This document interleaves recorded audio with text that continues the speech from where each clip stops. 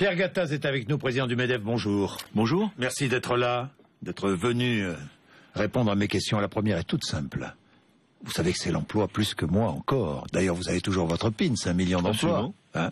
L'emploi est au cœur de nos préoccupations. Chômage, moins de 3 millions de chômeurs en 2017. C'est ce qu'annonce François Rebsamen, le ministre du Travail. Vous y croyez ?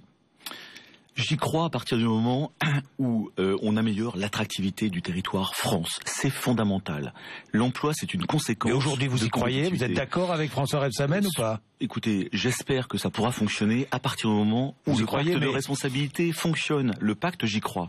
Le pacte, il faut y aller. Le pacte, c'est un mouvement historique du pays vers l'entreprise, vers l'économie de marché. C'est-à-dire, en fait, des règles mondialement utilisées par tous. Il faut faire le choix de l'entreprise. Le pacte de responsabilité, c'est le choix de l'entreprise.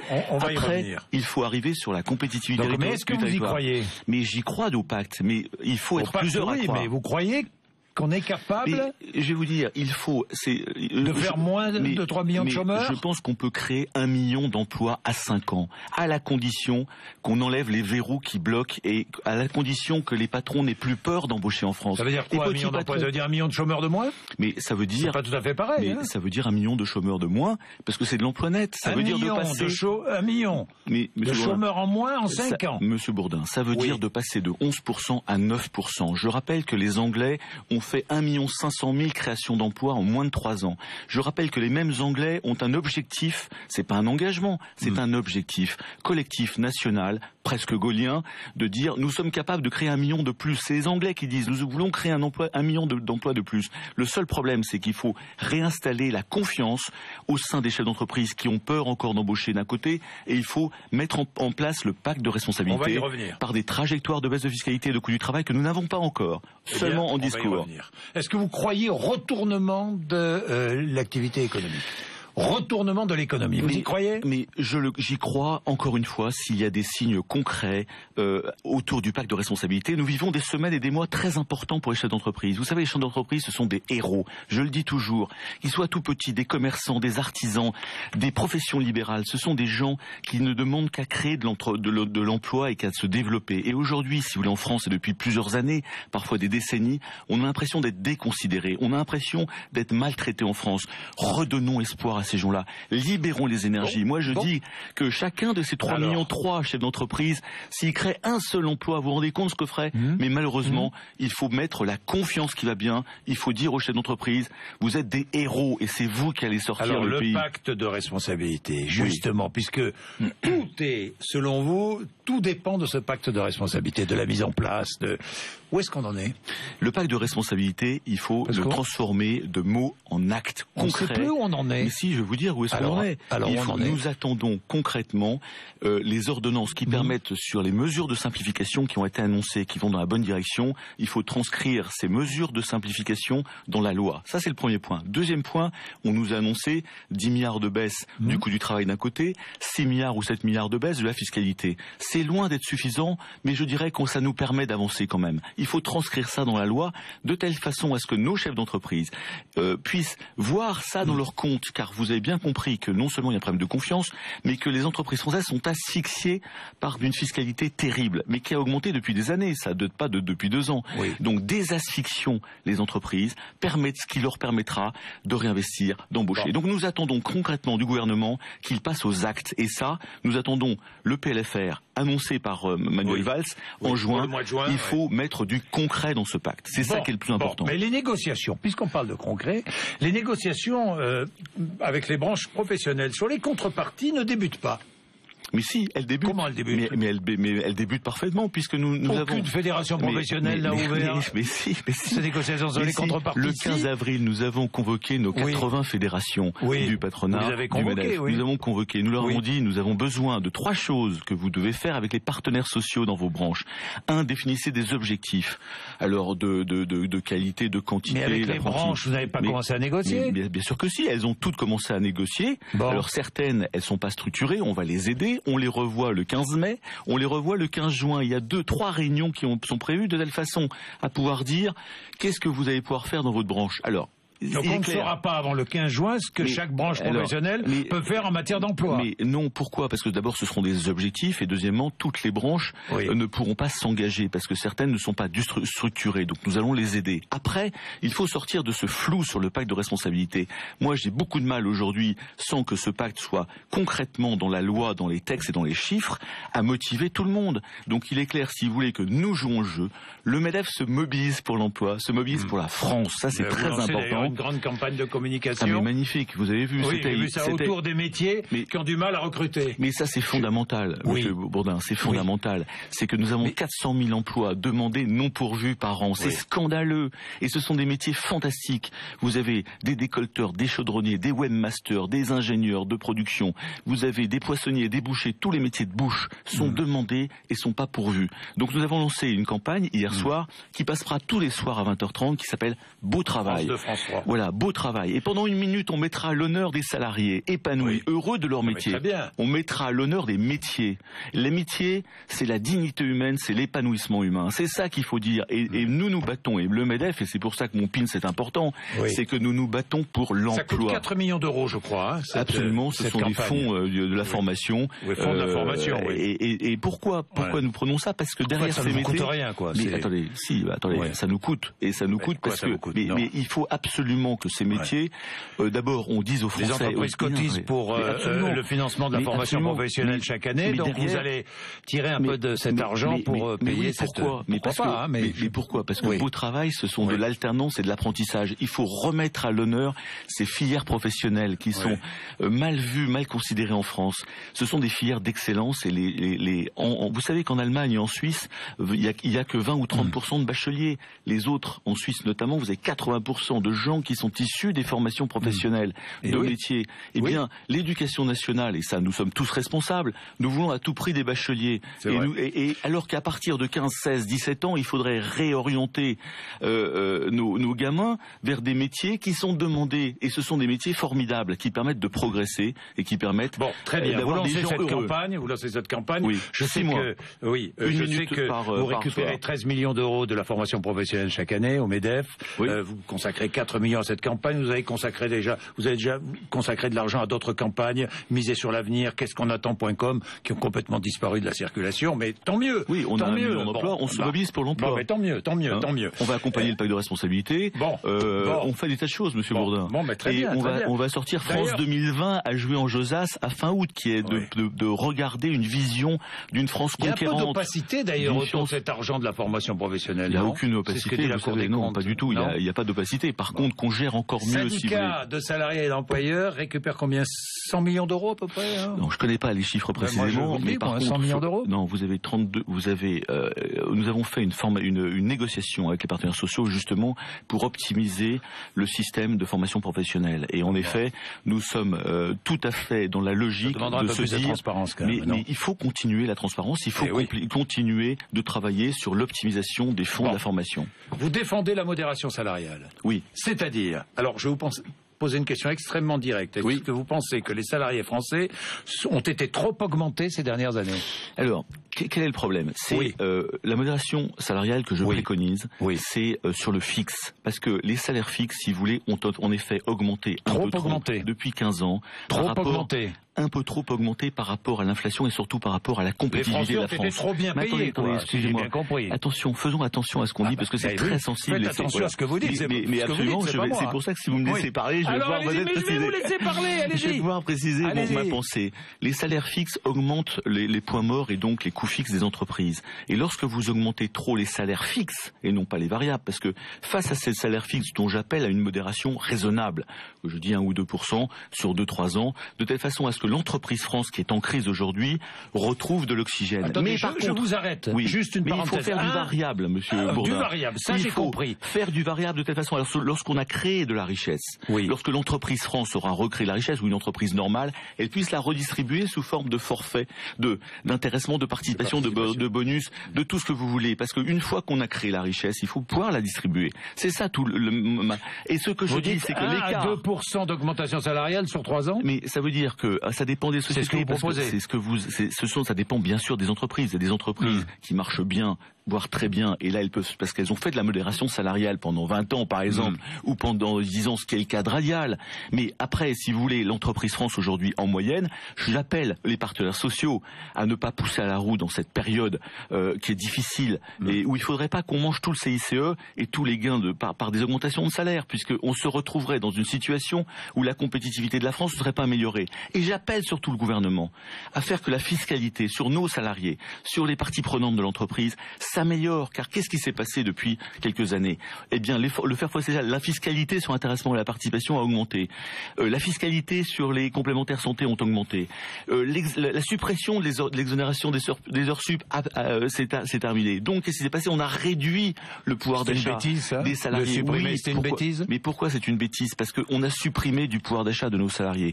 Ce que je dis, c'est que... Le président de la République ici même disait, j'ai vu les conséquences que cela a eu sur un certain nombre de salariés. C'était un aveu déguisé. Mais si vous voulez, donc faisons attention dans cette période où on veut relancer la compétitivité et l'emploi de la France. Nous sommes dans une entreprise donc, modération salariale sur le fixe. Il faut développer des moyens de partager plus les variables, les bonus, les stock options qui ont une fiscalité délirante. Mais dites-moi, les stock options compte tenu de toutes dans ces charges, pourquoi est-ce que les chefs d'entreprise augmentent leurs salariés? Parce que les salariés, la pression est très forte, parce que les salariés ne peuvent plus vivre avec ce qu'ils gagnent, avec toutes les charges et toutes les taxes Bourdin, par ailleurs. Vous arrivez au problème, mais vous arrivez au problème majeur du pays. Voilà. C'est que vous avez... C'est-à-dire que vous compensez la pression fiscale. Mais on compense la pression fiscale. Donc il faut que la fiscalité se réduise aussi bien sur les ménages, sur les salariés, que sur les entreprises. Et on arrive à la clé de voûte du succès des mois prochains sur le pacte de responsabilité. C'est d'optimiser les dépenses publiques. C'est de réduire le fardeau des dépenses publiques qui ont augmenté depuis 30 ans. Donc moins de charges pour vous, mais pas d'augmentation de salaire pour les salariés. Mais si, les augmentations de salaire viendront après, Monsieur Bourdin. Après. Mais après, il faut passer... Non, mais en moyenne... Dans 2-3 ans, quoi. En moyenne. Vous savez que l'écart entre l'Allemagne et la France sur le coût du travail, c'est écarté. Se réduit. Non, c'est se réduit les Allemands. Mais depuis quelques mois. Mais pendant 10 ans, 2/3 de l'écart sur le coût du travail entre l'Allemagne et la France est lié aux augmentations de salaire non modérées par la France et modérées par l'Allemagne. Ça ne veut pas dire que je veux qu'on s'appauvrisse tous, ça veut dire qu'il faut développer des systèmes. J'espère. Il faut développer des systèmes de rémunération variable d'une part, et ensuite il faut que la fiscalité sur nos salariés s'améliore drastiquement. Bon, et le SMIC intermédiaire, c'est pas appauvrir ça? Ce SMIC intermédiaire temporaire, mais non, parce que pourquoi? Parce que le SMIC intermédiaire, d'abord, il serait temporaire et il serait abondé par l'État. Quel est le problème? C'est quoi le SMIC intermédiaire? 700 €, quoi. Mais ça veut dire quoi? 600 €. Mais abondé par l'État, ça veut dire que vous préservez un pouvoir d'achat éventuellement à 1000 ou 1100 € net pour les gens. Quel est le problème? C'est que moi je suis désespéré de voir d'abord 150 000 décrocheurs de l'éducation nationale, de jeunes, de gamins qui sont sans emploi, qui sortent sans formation. Deuxièmement, je suis désespéré par le nombre de gens qui sont très loin, écartés de l'emploi, écartés du travail, écartés de l'entreprise. Qu'est-ce qu'on fait? Mais qu'est-ce qu'on fait? Eh bien, on fait rien aujourd'hui. Il n'y a aucune proposition pour remettre ces gens-là au travail. Et vous savez, une fois que vous avez quelqu'un qui est au travail dans une entreprise, temporairement payé un SMIC réduit mais abondé par l'État, il y a des dispositifs qui permettent justement de préserver un pouvoir d'achat, de remettre le pied à l'étrier, de remettre le pied à l'étrier de ces gens-là et de les former à un métier. Et ça, c'est gagné. Est-ce qu'il vaut mieux payer? Moi, je pense que c'est ça que je voulais discuter, parce que c'était pas du tout à l'occasion. Attendez, moi je compte bien en discuter avec les partenaires sociaux. S'ils m'autorisent à en parler. Ça sur la table de nouveau? On appellera ça, si vous voulez. Mais attendez, je vais vous dire, on a plein de discussions et plein de négociations. Oui, non, mais ça, vous y tenez. Mais si on est crédible, si on est responsable avec le gouvernement, les partenaires sociaux, qu'est-ce qu'on fait des 3,3 millions de chômeurs? Donc vous allez proposer. Mais je vais pas proposer. Je vais. Mais oui, défendre votre idée. Mais ça, c'est votre droit. Mais on va le défendre, on va en débattre. Et puis si l'idée n'est pas bonne, mais on l'écarte. Mais on l'écarte, c'est tout. Point. Je voudrais juste qu'on puisse le mettre. Gouvernement. Voilà. C'est une logique esclavagiste. Vous vous rappelez qui a dit cela? Bon, point. Quoi? Full stop. Quoi? Pourquoi? C'est tout. Point terminé. Oui, bien sûr. J'ai bien compris que j'étais un esclavagiste misogyne. J'ai bien compris. Écoutez. Voilà. Écoutez. Regardez. Ce que disait Laurence Parisot. Oui. Écoutez.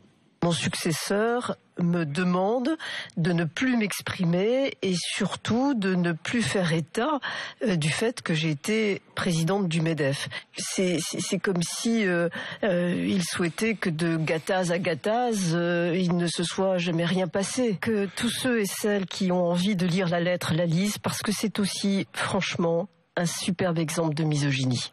Oui. Femmes, taisez-vous. Femme, taisez-vous. Bon, écoutez, voilà, terminé, on va pas en parler plus. Non, mais d'accord. Écoutez, est-ce que Nicole Notat, est-ce que Monsieur Chérec fait des commentaires systématiquement sur les propos de Laurent Berger? Est-ce que Monsieur Thibault fait des commentaires sur l'action et sur Monsieur Le Pen? Non, je pense que si vous voulez, ce que je pense, c'est qu'il faut avoir une certaine droite, il faut avoir une politesse, un savoir-vivre. Laurence Parisot peut bien sûr s'exprimer tant qu'elle veut, elle peut s'exprimer vis-à-vis de moi, elle peut m'apporter des idées. Je suis toujours ouvert, on peut en discuter, mais je pense qu'elle débatte avec Marine Le Pen ou avec Monsieur Mélenchon. Pourquoi le faire de la politique? Voilà. Elle est entrée en politique. Je sais pas. Je pense qu'il y a des problèmes beaucoup plus importants en France. Pierre Gattaz. Bon, votre rémunération, alors cette petite polémique aussi, 29% fixe et variable. Alors c'est plutôt le variable, hein. La part variable qui a été augmentée. Oui. Oui, mais si vous voulez, très facilement, mon fixe est à 3%, mes salariés ont été augmentés de 3,3%. Oui. En effet, la société radiale va mieux, et ce qui a augmenté cette année, c'est mon variable, qui est passé, qui a augmenté. Plus 6,8% le chiffre d'affaires de l'entreprise en 2013. Oui, plus 33% sur les profits. L'intéressement a augmenté sur 5 ans de 68% pour les salariés. Donc si vous voulez, nous avons passé 3 années, en effet, plus difficiles, 2008, 2009, 2010, où mon variable était à 0, et en effet, depuis 3 ans, il a dû osciller à 10 000, 50 000, et cette année, il a monté. Et en effet, c'est ce que je disais, c'est que l'exemplarité, c'est de faire attention au salaire fixe dans toutes ces périodes de crise, et puis d'avoir du variable, de partager. Mes salariés en ont profité, les cadres ont eu des bonus, etc. Et je pense que c'est comme ça qu'il faut voir la rémunération variable. Combien d'emplois créés? Mais écoutez, on a créé de l'ordre de 400 à 500 emplois sur 20 ans à Raya. Combien de salariés là aujourd'hui? Eh bien, aujourd'hui, nous avons 2600 ou 700 dans le monde, la moitié, c'est-à-dire 1400 en France. Et c'est ma grande fierté d'ailleurs. Et combien d'emplois créés L'année dernière, on a dû créer 28 en CDI, une centaine avec les CDD, les intérimaires.